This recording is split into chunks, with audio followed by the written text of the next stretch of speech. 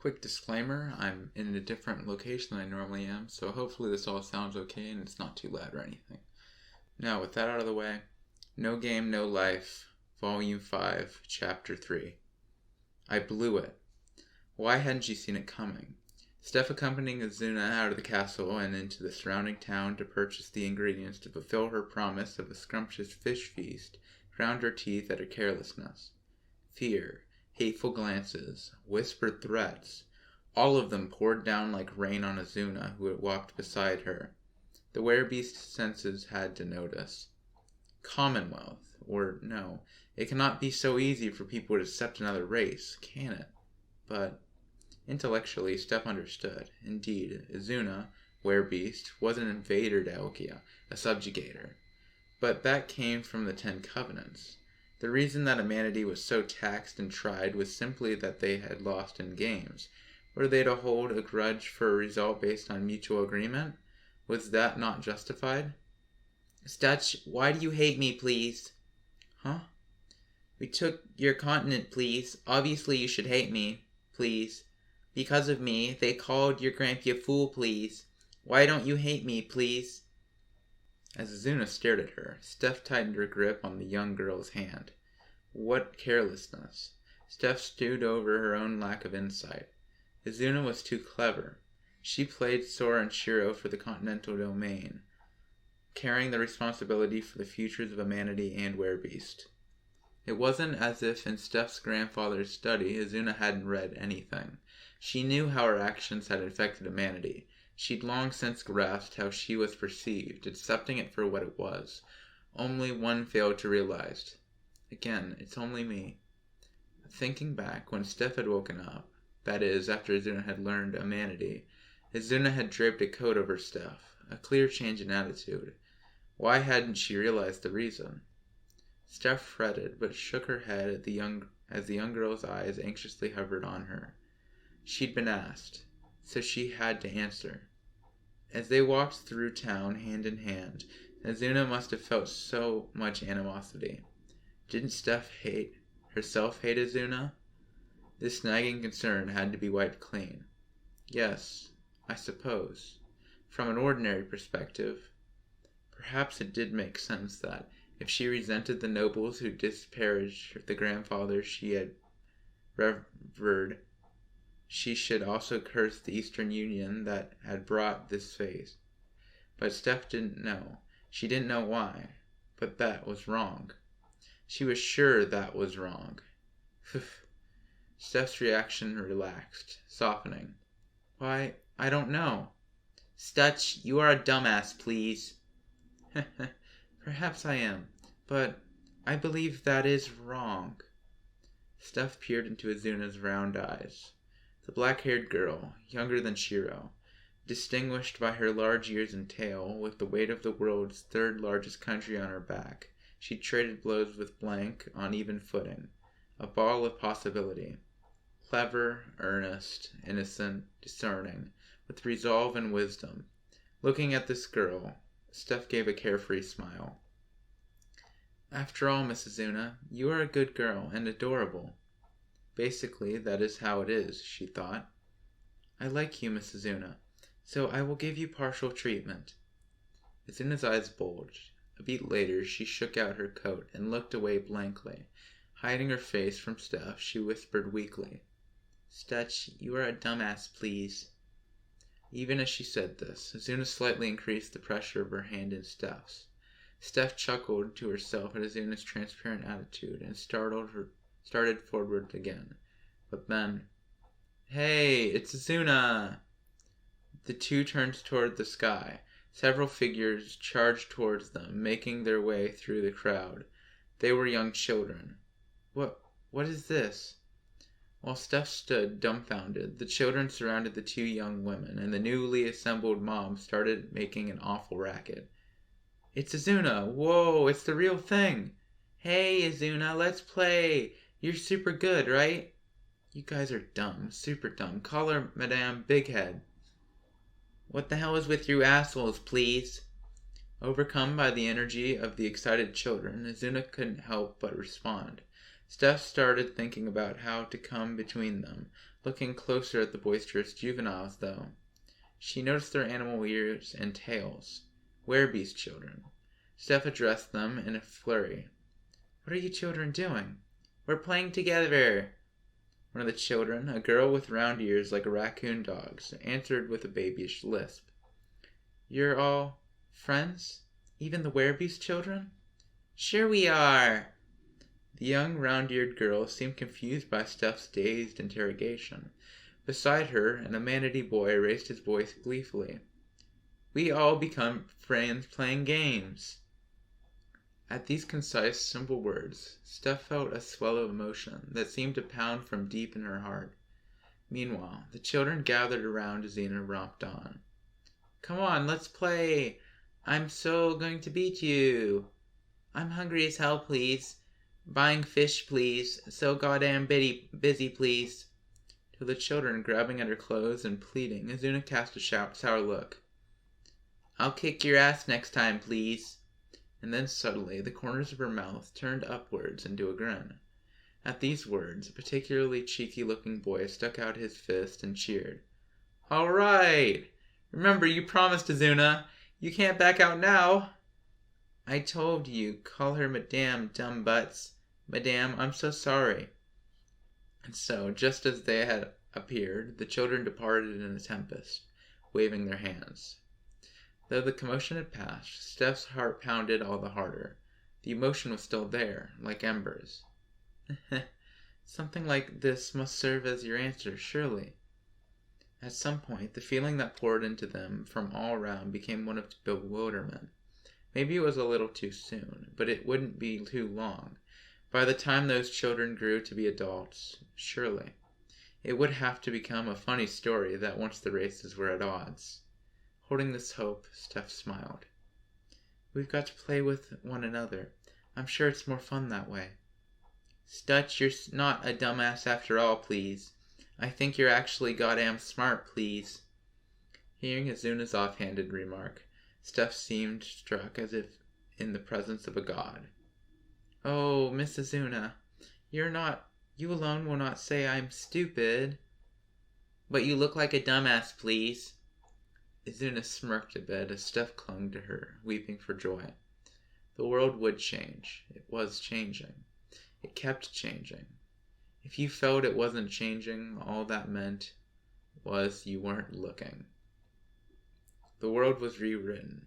Whoa, what the hell?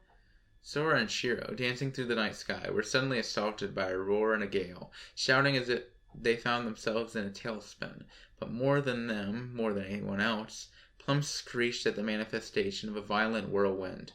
What is this? So many spirits. Even Flugel shouldn't be able to do this."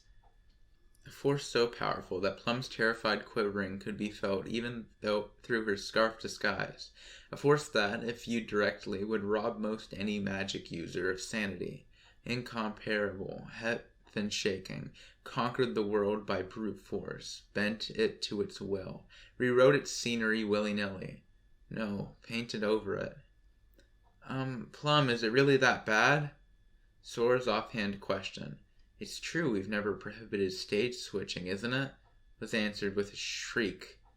"Bad? This could only be an old deus, or not... if not..." Plum trailed off in mid-sentence, suddenly remembering where they were flying.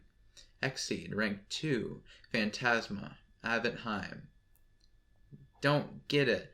We cannot grasp it."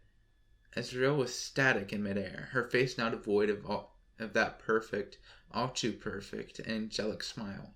This was not that illusion of death that one experienced when confronted by Flugel. No. Sora let fall a drop of cold sweat and smirked. With that sort of overwhelming power, illusion was impossible. A force that defied perception and imagination. Sora and Shiro got goosebumps that set their skin on fire. Ezreal, or something that looked like her, continued slowly. "Jibril, we cannot grasp what sort of fancies they have ensnared you." A hollow voice, absent the slightest feeling. "Therefore, ye shall present them to us directly." Sora and Shiro were awestruck by this thing that addressed them as the scenery finally stabilized. A cracked sky stained the color of blood, dust billowing up to the stratosphere. Earth scorched beyond the horizon. The heavens were smashed, the earth was rubble, and the seas was dry, dead. Innumerable fragments of shattered rock drifted around the siblings, the ruins of what had once been land. The Flugel, still in the game, hovered like ominous battleships in some deformed aerial fleet. What is this shit? Though Sora had recovered enough wherewithal to speak, neither Shiro nor Plum could respond. Only the Flugel, flitting through the air, seemed to acknowledge his question, wincing at that acrid sight with which they were traumatically familiar. 6,000 years ago. That is, towards the end of the Great War. Artosh, lord and creator of the Flugel, rolled up all their heavenly smites and unleashed them as a single strike of his own. A force brought down to obliterate the land, the sky, the very planet. In other words, a godly smite. This was the aftermath of that single blow. Framed by the twilight of the world behind her, Azrael continued. Erst we fought, we failed. In the distant background, an enormous, ominous shadow rose up, most likely the former visage of the land itself. The Great War form of Abenheim, a landmass like a whale drifting through the firmament, an air fortress built not of cubes but countless artillery batteries and blue murderous eyes. Our Lord unleashed his greatest strike, yet it was returned, whereupon we were annihilated, and our Lord was slain. What was it that changed Jabril? Wherefore did we fail? Wherefore did we lose our Lord? Wherefore did we still live? Wherefore? What made us find a reason to live? Plum desperately clung to the last shreds of her sanity, and the pure manifestation of violence before them demanded. Wherefore shall a weapon without a master live on? The answer? Artillery! Suddenly, a flash laced Azrael's chest. A bright instant of illumination lit up the twilight, and a few moments later, the roar of an explosion shook the atmosphere. Oblivious to Plum's foolish interjection, TLDR. Finish the intro dialogue in 20 words or make it skippable. Never underestimate the impatience of the shrimp freak. Sora and Shiro's faces contorted in disgust. At some point they'd lit upon a crag and formed a word, and now an iron barrel protruded from their hands. Plum didn't know. Hell, she'd never even seen one. Flame gushed from the 155mm howitzer the siblings had expended 4 syllables to materialize. Leaving sound behind, the projectile pierced Azrael, and the 15 pounds of Composition B explosive it carried detonated. An 8,000 meter per second blast blew Azrael away, leaving only smoke. What? What are you doing? Plum screamed, apparently having finally got a grip on the situation, and she gaped at Sora and Shiro. Skipping the cutscene. Pretentious asshole. Lame. Do you know what that was? That was... Yeah, she is Azrael, and Adventheim is the Phantasma, right? What? Sighing, good grief. Shore shook his head and said, Azrael is the only Flugel with a horn on her head. I figured it must be something like that. But yeah, so she's the agent plenipotentiary of Adventheim, the Phantasma or something. Well, not that I know the details. Basically, Azrael equals Phantasma, too. The two, who had digested the situation far faster than Plum, elucidated with dull disinterest. Jabril said Adventheim, the Phantasma, is an independent world, right? Sora recalled the explanation they'd been given upon their arrival. So the scenery changed, and that meant the world was rewritten. But since Adventheim is independent, it seems unlikely that the outside world could be rewritten to this degree, which means things changed within Adventheim, but in this case, we'd have to be on Adventheim. And instead, Adventheim is in front of us, which means it is a fantasy. Proof, if she'd been real, they wouldn't have been able to harm her because of the 10 Covenants. Now, Plum, here's the question. Sora and Shiro's giddy expressions, as if tickled to their cores, utterly baffled Plum as they went on. A large-scale stage switch, a fortress before our eyes that's like, hello, I am the ultimate weapon, and some long-ass story sequence like you'd get right before the final boss. And how much time do we have until the 1 hour limit for the game is up? 9 minutes, 44 seconds. What does it all add up to?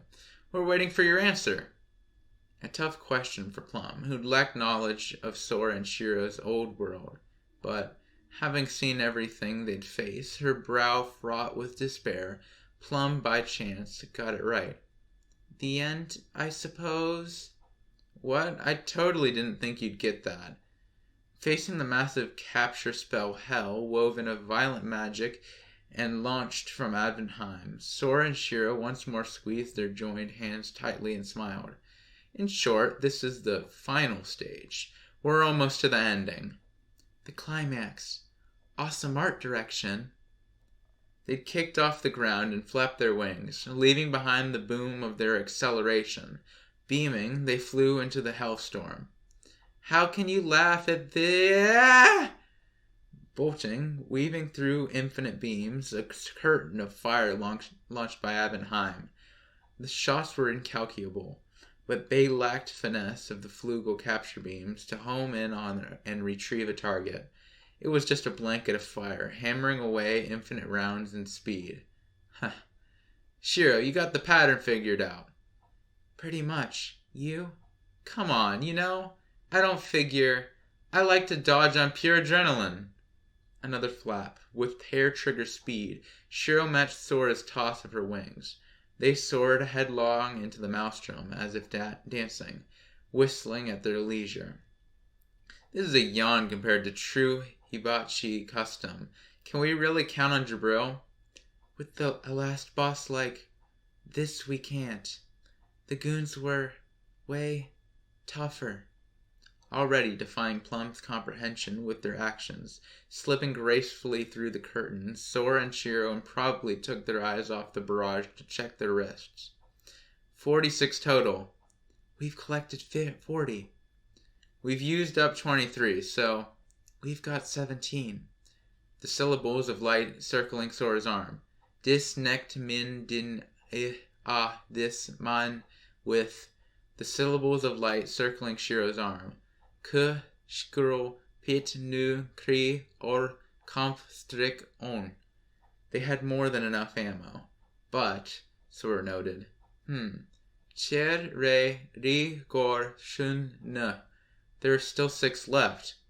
But our trumps are in our hands.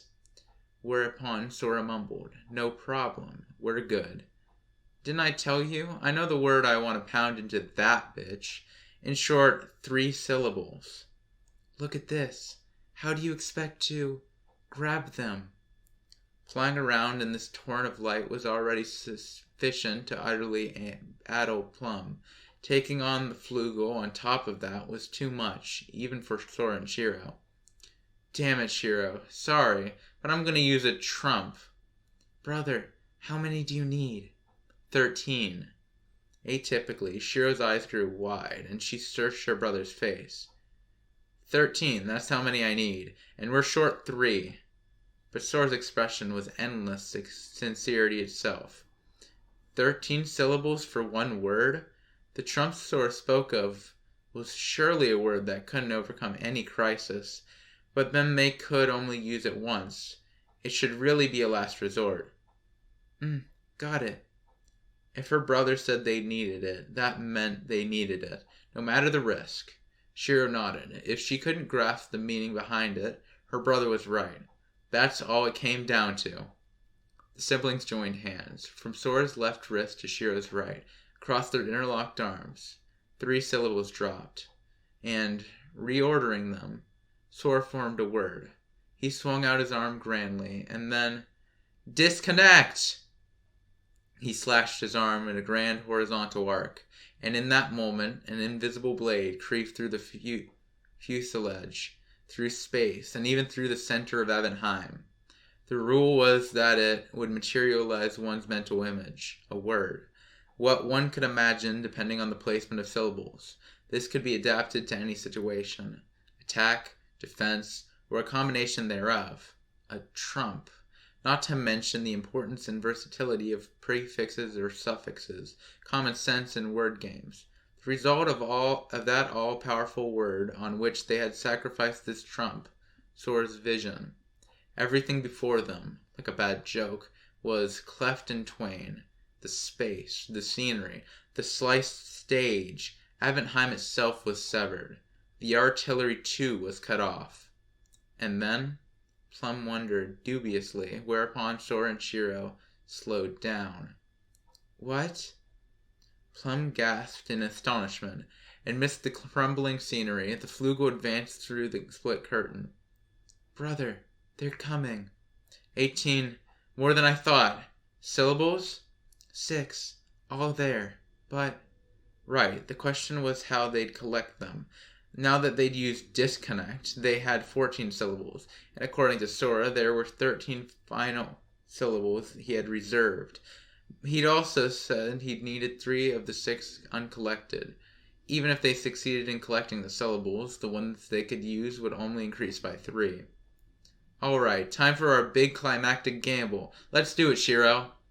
They swung around to prepare for engagement. As Flugel bore down, they'd meant to beat their wings, but... What? Plum stammered, and honestly, Sora and Shiro felt quite the same. The onrushing Flugel facing Sora and Shiro stopped. Reverently, yes, just like Jabril, one of the Flugel bowed. These syllables, you don't need them. You need them, don't you? In time with her question, the Flugel put her hand on the re on her chest. As if taking her lead, the other 5-syllable bearers also laid their own bare. Sora and Shiro, bewildered, failed to fathom the meaning behind this, but the Flugel just smiled gently. We've already seen all we wanted. As for the handshakes and dates, and the cuddle, well, I can't say I don't care. But we're happy just to have been able to play with you. So if you would, please. And then, with the words of the last, please take care of our sister Ezreal, our soon-to-be lords and saviors. Finally, Sora and Shiro got it, the trap Jabril had planted in the game.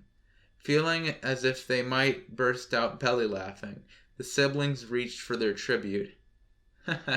Jabril's got her thing on now, too, hasn't she? Jabril, for great justice. Clowning, Sora and Shiro touched the final 6 syllables. What's this about? To Plum, the only one who didn't get it, Flugel responded with a smile. Have you forgotten, Worm? We, after all, are Flugel, under the command of Sister Ezreal, but before that, we are fans of King Sora, and Queen Shiro, you know? And so smiling, mostly at the casual diss that cut down poor Plum behind them, Sora and Shiro chuckled to themselves, and once more beat their wings and picked up speed. Toward the severed Evenheim, and to Ezreal, who surely waited inside. It seems some of them have understood. With this, do you still insist that I alone am special? Jabril chided with a snigger. Ezreal's expression was non-existent, but under that mask, she twisted in torment. What was this? What was the meaning of this? It made no sense. Glaring at the image projected in space, Ezreal kept thinking. 2 humanities, navigating all obstacles in the midst of a crumbling Evenheim with divine precision. Their heading was straight at her, as if they knew her location. No, they did.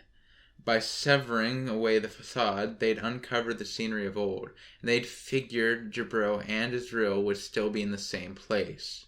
No, they'd concluded it. In the face of this, Ezreal experienced a painful flashback. That's right. back then. This was how Artosh was killed. Everything was broken, everything was exposed, everything was woven through, and her lord was slain. Wherefore we failed, wherefore we survived, wherefore we live? Why, Plum, STFU! In the collapsing Advenheim, they dashed past countless obstacles at speeds exceeding sound. One little mistake and they'd be dead. At the pair who'd piloted this catastrophe with deranged velocity, Plum shrieked, "Ah! Are you two all right in the head? We are so sick of that line by now. Shiro!" Before their eyes, the scenery crumbling, countless cubes collapsed. The path was blocked. They couldn't turn. Head-on collision. Eek! Ignoring the hysterical Plum, Shiro calmly wove a word. Minuscule. 17 syllables left. With a touch of one of the cubes in front of them, the word activated. The cube shrank, leaving a gap, but not of a size they could squeeze through. Promptly, Sora pointed at the hole and shouted a word he'd spun. Decamp! 15 syllables left. Through the needle-like gap, it was as if they had simply stolen past the obstacle, and they flew on. As Plum's jaw dropped at their unbelievable adaptability, Sora suddenly asked, "Plum, can you bare your fangs for a sec?" "I can't. I don't want to, 'cause I've got a bad feeling." "Oh, really? That's too bad. I was thinking I'd give you some blood." Please excuse me. King Sora, I'll press my fangs to your shoulder. I believe you should be able to feel them." Gore for the win. 14 syllables left. The blood that sustained his finger without a scratch soaked into Plum's fang. Plum, having succeeded in sucking blood without biting, was elated. What is this? This dense richness and creamy smoothness. This silky, soulful umami that races through my body. I can only compare it to the tears of a sea turtle laying eggs on the night of the full moon. You feel better? Sora chuckled, as Plum regaled them with her incomprehensible fine dining review. Yes, I feel so much better. I feel as if now I could do anything. Plum, pardon, their scarf, conjured a mass of blooming flowers that soared through the air. But, at this trumpet of joy, Sora and Shiro grinned wickedly. Well, it's nice to hear that. In that case, let's see you do anything. Of course. I knew it would be like this, I swear. 6,000 years ago, Artosh had been slain. Faced with this reality they could never believe, but had no choice but to accept. The Flug had stood for 6,000 years. The sword created by Artosh to exterminate gods, to eradicate other races. They had been the sword born for Artosh, to place him on the throne as the one true god. But before the slain remains of their lord, now no more, the matchless sword has lost its purpose. A question they had never had to consider when they had been wielded freely by the weight of command now presented itself. What to do now? The race created by Artosh, the heralds, had lost their way, and their conclusion was to stop thinking. Whoever started it, one by one, they'd concentrated the totality of their power and stabbed themselves. They were tools created to seize the throne of the one true God, and once he who would take the throne was gone, the tools were no longer needed. Faced with her sisters, one after another, impaling themselves, Azrael, the first of them all, suddenly told a lie. No, strictly speaking, it was not a lie. But, unable to bear the sight of her sister's suicides, the light gone from their eyes, Azrael told them, "Our Lord's mission is not complete. If, by some chance, improbable though it would be, if thy Lord should fail, be destroyed as a god of war by some unknown force, on thy Lord's behalf, thou shalt unearth the cause. That remains our final mission from our Lord," she told them. A mission assigned to Israel alone. A command. But she played it off as an order given to all Flugel and went further. When they had filled their duty, when they had completed the last mission granted them by their lord, she would make the judgment as to when they were done. If they would deign to entrust it to her, she said, it was only stalling for time, just an expedient solution. But even so, the Flugel began seeking out the truth behind the unknown that had felled their lord. As the war ended, they collected all kinds of information, as to transform all that was unknown in the world to that which was known. And time passed, until soon it had been 6,000 years. And yet the answer had not been found. If anyone could find it, it could only be Jibril, Ezra believed. The words left by their lord, the final one, the special one. But I'm just tired of this. Sora and Shiro arrived at the hall where they expected to find Ezra and Jibril. It was dark. Sora forged a word and activated it. Ray! 13 syllables left. Perfect. Now, if they just slammed in that word they were going for, they'd have beaten the game with all the syllables and achievements. But now we've got no more words to use. Sorry about that, Shiro. If you think it's necessary, I believe in you.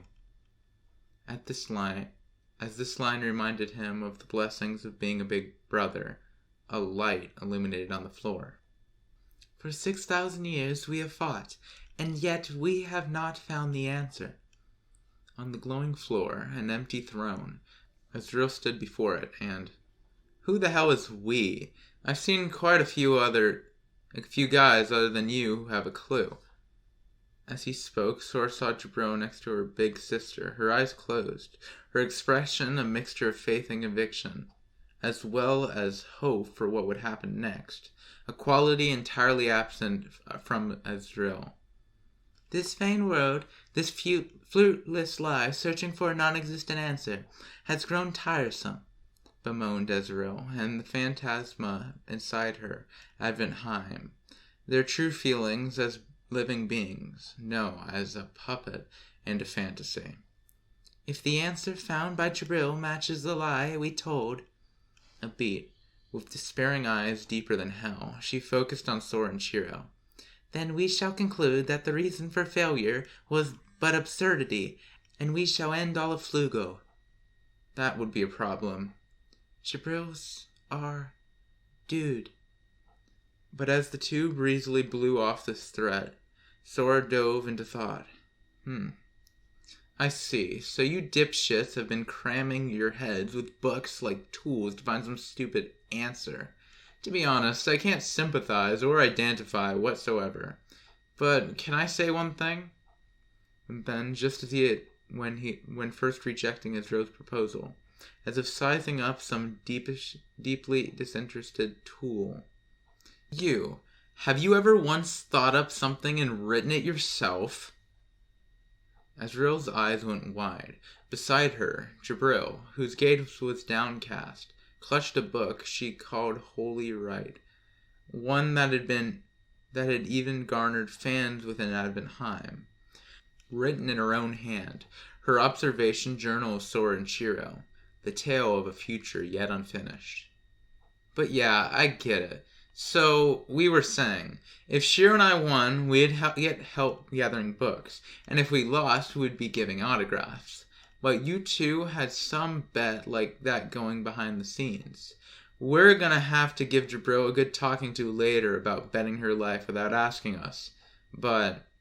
Sora gripped Shiro's hand hard again and unfolded his wing. Do you seriously not get why Jibril went along with that bet? She must have been certain that you fools would present us with a convincing answer. See? You're stupid. You are so goddamn stupid. A stupid bitch like you thinks she can act like a big sister?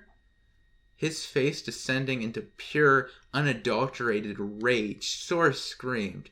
She was betting on you, on her big sister, betting her life on her faith that you would understand. Sora and Shiro tensed their feet, and wove their final word. You don't even get that, and you want her to call you big sister? Don't make us laugh. In your dreams. Simultaneously, they kicked off and leapt. Fast, a dash employing the word of acceleration. Sora and Shiro approached at obscene speed, but to Azrael, who held within her the power of Abendheim, they appeared motionless. I see. Jibs bet her life because she believed in me. Even this was beyond her. She couldn't even get the point, so... All right, this time I will end it all. Azru too, kicked off and flew. In the hall barely a few hundred meters wide. For the two bodies moving at supersonic speeds to collide, it would take less than an instant. Nor was there any doubt as to the outcome. Azrael would reach out, grab them, and it would be done. She hadn't found the answer after all, but some had. If that was so, it was enough. It was time to wrap it up. As far as she was concerned, these 6,000 years had had no meaning at all. I'm sorry, don't kill me, please. Huh? A wail emanated from Israel's hands, which she'd closed with her eyes slightly averted. She thought she'd snared Sora and Shiro.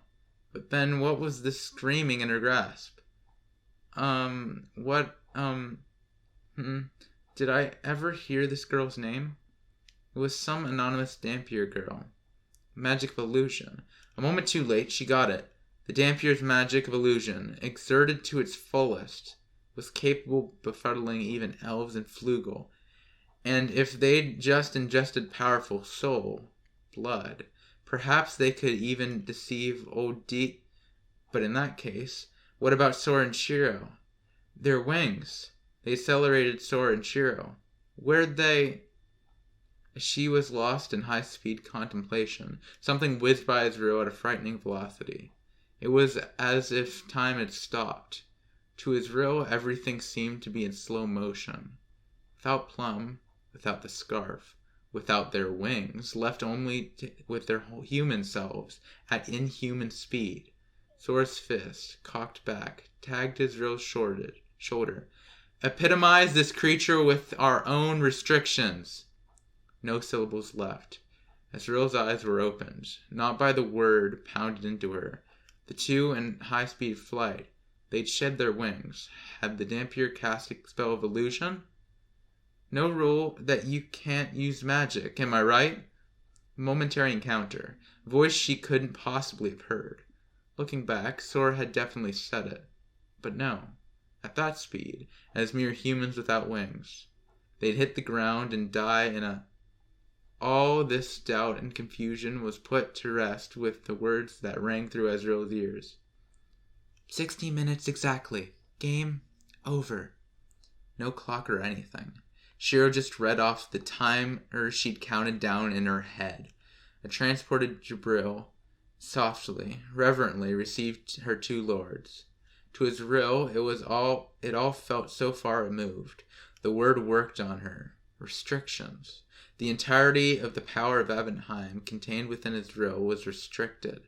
The massive power that had been rewriting space was released, and the hall around them, the scenery itself, caved in as if broken to pieces. In the center of it all, Azrael went limp and stared blankly, as if to say she still couldn't believe it. There was no need to think back. Indeed, this was the same feeling she'd experienced when her lord Artosh was slain. Unmistakably, it was fear. It was beyond comprehension. She didn't understand it. She didn't understand it. There were too many things she didn't understand. It was scary. It was frightening. What was it that they understood that allowed them to walk this delicate tightrope? No matter how much knowledge you stuffed in, no matter how far ahead you planned your strategy, even if you did everything you could, at the bitter end lay the unknown, a darkness enshrouded by indeterminate variables, and amidst all this uncertainty, how could they stride out onto that single tenuous string so free of hesitation? Bearing witness to a series of events beyond our reckoning, Israel falling felt her consciousness drop away. And that's where I'm going to end this episode for now. I figured it'd be good to end here, where we're more at a breaking point and not at the last place, which is more of a cliffhanger. This story is really kicking off and getting interesting for sure. I'm curious, though, as to how those restrictions are going to affect her. Are they going to make her be able to feel some of the things that they feel? Or are they going to just, bind the world, I suppose it's a world of Adventheim itself? And will we get more dialogue like this? And if this is the case, what of the next book? Because I thought the next book was about fighting the Flugel, the one that the movie's based on. Well, with those questions still yet to be answered, I'm going to leave this off here for good. So thank you all for listening, and I suppose I'll see you guys next time.